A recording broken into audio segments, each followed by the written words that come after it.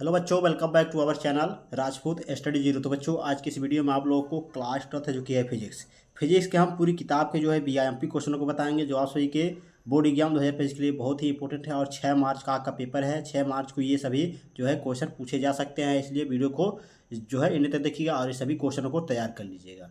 तो चलिए स्टार्ट करते हैं। स्टार्ट करने से पहले आपसे एक छोटी सी रिक्वेस्ट है, चैनल पर नए हो चैनल को सब्सक्राइब कर लीजिएगा। आपको किसी भी सब्जेक्ट की वीडियो में डाउट हो, यानी कि आपको नहीं समझ में आ रहा हो, तो कमेंट कीजिएगा, उस पर अच्छे तरीके से वीडियो बनाया जाएगा और अच्छे तरीके से आपको समझाया जाएगा। तो चलिए स्टार्ट करते हैं। तो देखिए, आपका पहला क्वेश्चन है सेल क्या है। क्या सेल क्या है? तो सेल देखिए क्या है, इसके इस तरह आपको क्वेश्चन पूछेगा सेल क्या है, यानी सेल की परिभाषा क्या है। तो उस तरह आपका हो जाएगा सेल एक उपकरण है। क्या सेल क्या है? सेल एक उपकरण है जो रासायनिक ऊर्जा को क्या कहता है, विद्युत ऊर्जा में परिवर्तित करता है। तो सेल क्या है? सेल एक उपकरण है जो रासायनिक ऊर्जा को विद्युत ऊर्जा में परिवर्तित करता है। इस तरह आपको लिखना है। उसका दूसरा क्वेश्चन देखेंगे।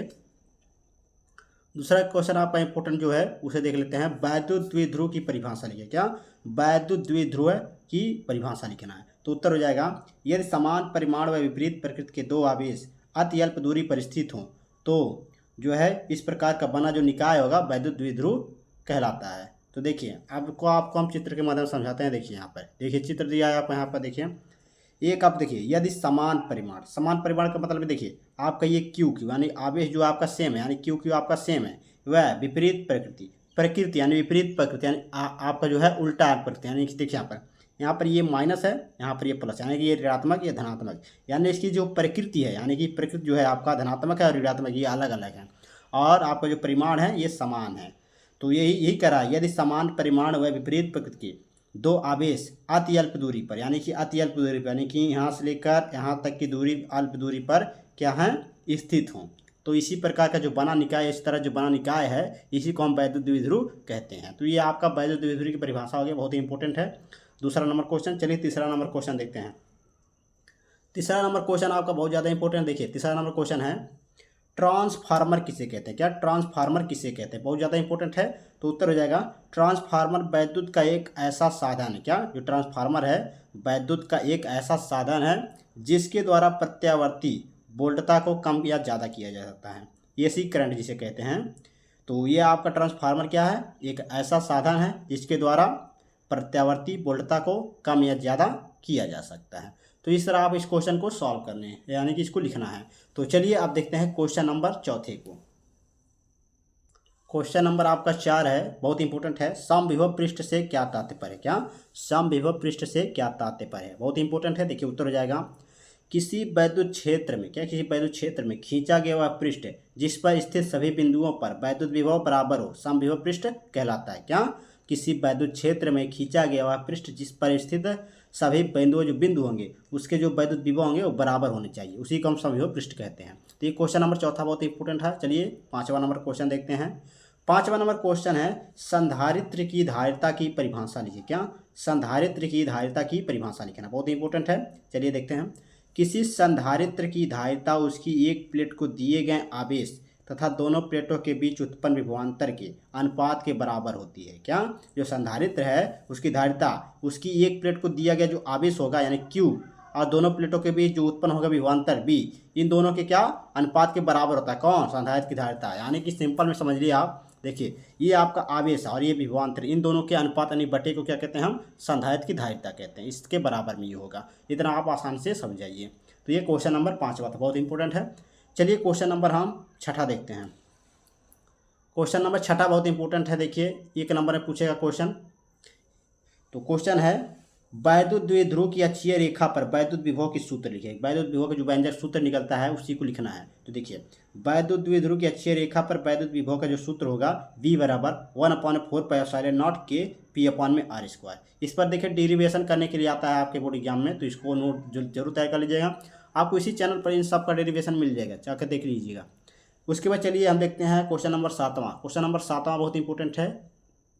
क्वेश्चन नंबर 7वां देखिए, आवेश की गतिशीलता से क्या समझते हैं। क्या जो आवेश की गतिशीलता है उससे आप क्या समझते हैं, यानी म्यू से क्या समझते हैं, म्यू इससे प्रदर्शित करते हैं।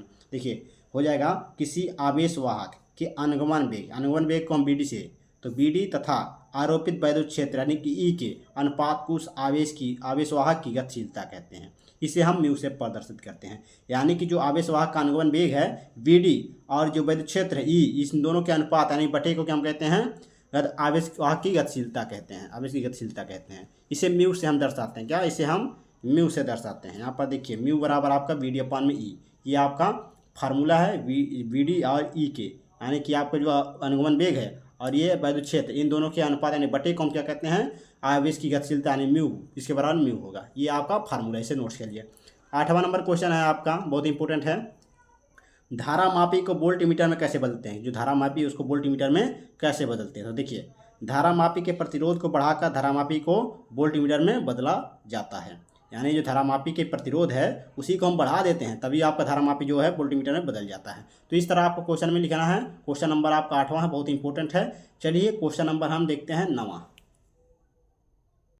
क्वेश्चन नंबर 9वां है आपका, बहुत इंपॉर्टेंट है। क्रांतिक कोण की परिभाषा लिखिए। क्या, क्रांतिक कोण की परिभाषा लिखना है। तो उत्तर हो जाएगा सघन माध्यम में बना हुआ आपतन कोण जिसके लिए विरल माध्यम में अपवर्तन कोण 90 अंश क्रांतिक कोण कहलाता है। क्या, देखिए जो इस सघन माध्यम में बना हुआ आपतन कोण है जिसके लिए विरल माध्यम क्या अपवर्तन कोण का जो मान होगा वो 90 डिग्री पर होगा, उसी को हम क्रांतिक कोण कहते हैं। तो बहुत इंपॉर्टेंट है, इसे नोट्स कर लीजिएगा।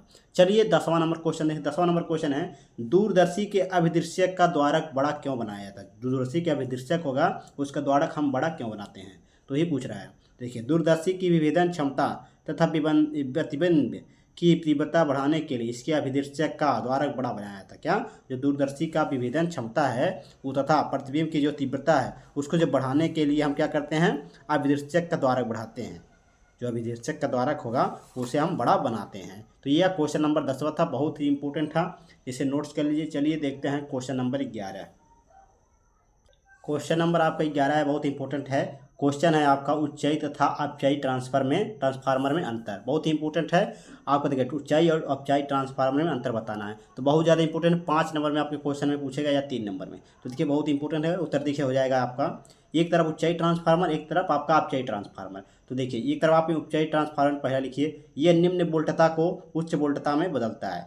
यानी कि जो आपका निम्न वोल्टता यानी कि जो आपका लो वोल्टेज है और जो आपका हाई वोल्टेज है, यानी कि जो लो वोल्टेज है, लो वोल्टेज को ये हाई वोल्टेज में बदल देता है। लेकिन अपचाई ट्रांसफार्मर में क्या है, यह उच्च वोल्टता को निम्न वोल्टता में बदल देता है। क्या, जो आपके हाई वोल्टेज होंगे वह निम्न यानी कि जो आपका निम्न वोल्टा है यानी निम्न वोल्टता यानी कि लो वोल्टेज इसमें बदल देता है। यानी कि हाई वोल्टेज को निम्न वोल्टेज में यानी कि बदल देता है, यानी कि आपका लो वोल्टेज में बदल देता है। ये अपचाई ट्रांसफार्मर का यह कार्य है। उसका देखिए आपको उसके बाद ऊंचाई ट्रांसफार्मर में दूसरा, ऊंचाई ट्रांसफार्मर दूसरा है। इसमें प्राथमिक कुंडली में फेरों की संख्या तथा द्वितीय कुंडली में फेरों की संख्या क्या होती है, कम होती है। या जो प्राथमिक कुंडली है उसकी फेरों की संख्या और द्वितीय कुंडली की जो फेरों की संख्या होगी उसमें इससे कम होती है। और इसमें देखिए इसमें प्राथमिक कुंडली जो है उसमें फेरों की संख्या और द्वितीय कुंडली की फेरों की संख्या से अधिक होता है। तो ये आपका इंपॉर्टेंट है। दूसरा नंबर देखिए, तीसरा देखिए, दूसरा हो गया। तीसरा जो आपका अंतर है बहुत इंपॉर्टेंट है ऊंचाई ट्रांसफार्मर में, इसमें प्राथमिक कुंडली की वोल्टता जो होगी द्वितीय कुंडली की वोल्टता से कम होती है। इसमें देखिए आपसे ट्रांसफार्मर तीसरा, इसमें प्राथमिक कुंडली की वोल्टता जो होती है द्वितीय कुंडली की वोल्टता से अधिक होती है। बहुत ही इंपॉर्टेंट है, इसे नोट्स कर लीजिएगा। 11वां नंबर क्वेश्चन बहुत ज़्यादा इंपॉर्टेंट है। चलिए 12 नंबर क्वेश्चन देखते हैं। 12 नंबर क्वेश्चन है, बहुत इंपॉर्टेंट है।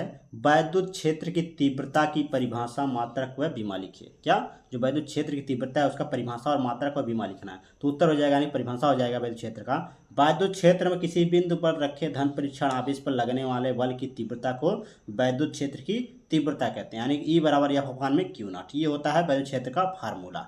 अब देखिए मात्रक पूछा है तो मात्रक हो जाएगा यानी बल का मात्रक F, यानी F जो बल है बल का मात्रक न्यूटन, आवेश यानी Q आवेश का मात्रा होता है कूलाम, तो न्यूटन प्रति कूलाम इसका मात्रक हो जाएगा। बीमा लिखिए, इसका बीमा हो जाएगा ml t पे -3 ए पे -1, ये आपका बीमा हो जाएगा। कभी कभार राशि पूछ लेता तो राशि हो जाएगा आपका सदिश राशि। तो ये आपका क्वेश्चन नंबर 12 था, बहुत ज़्यादा इंपॉर्टेंट। चलिए क्वेश्चन नंबर 13 देखते हैं। क्वेश्चन नंबर 12 को तैयार कर लीजिएगा। चलिए क्वेश्चन नंबर 13 देखते हैं। क्वेश्चन नंबर 13 है आपका, बहुत इंपॉर्टेंट है। क्वेश्चन नंबर 13 है, रेखीय आवेश घनत्व से आप क्या समझते हैं। क्या, रेखीय आवेश घनत्व होता क्या है, चलिए देख लेते हैं। तो देखिए रेखीय आवेश घनत्व का परिभाषा लिखिए। देखिए किसी तार के प्रति एकांक लंबाई पर वितरित आवेश की मात्रा को रेखीय आवेश घनत्व कहते हैं। क्या, किसी तार के प्रति एकांक लंबाई पर वितरित जो आवेश की मात्रा होगी उसी को हम रेखीय आवेश घनत्व कहते हैं। यानी कि लैम्डा बराबर आपका हो जाएगा Q/L। ये आपका जो है फार्मूला है लैम्डा बराबर Q/μL, यानी जो राशि देखिए आप इस घनत्व है इसे हम लैम्डा से प्रदर्शित करते हैं। इसका देखिए मात्रक हो जाएगा कूलाम प्रति मीटर। कैसे? देखिए आपका ये कूलाम यानी कि आपका आवेश, यानी आवेश का मतलब कूलाम, लंबाई का मतलब मीटर हो गया, ये कूलाम प्रति मीटर हो गया। तो ये आपका क्वेश्चन नंबर 13 था, बहुत ज़्यादा इंपॉर्टेंट। तो टोटल मैंने आपको इस वीडियो में 13 क्वेश्चन बताया जो आप सभी के बोर्ड एग्जाम 2025 के लिए बहुत ज़्यादा इंपॉर्टेंट है। तो आप सभी क्वेश्चनों को तैयार कर लीजिएगा। तो कैसा लगा वीडियो कमेंट में जरूर बताइएगा। चैनल पर नया हो चैनल को सब्सक्राइब कर लीजिएगा, नोटिफिकेशन ऑन कर लीजिएगा। चलिए मिलते हैं आपसे नेक्स्ट वीडियो में इसी तरह वीडियो के साथ। धन्यवाद।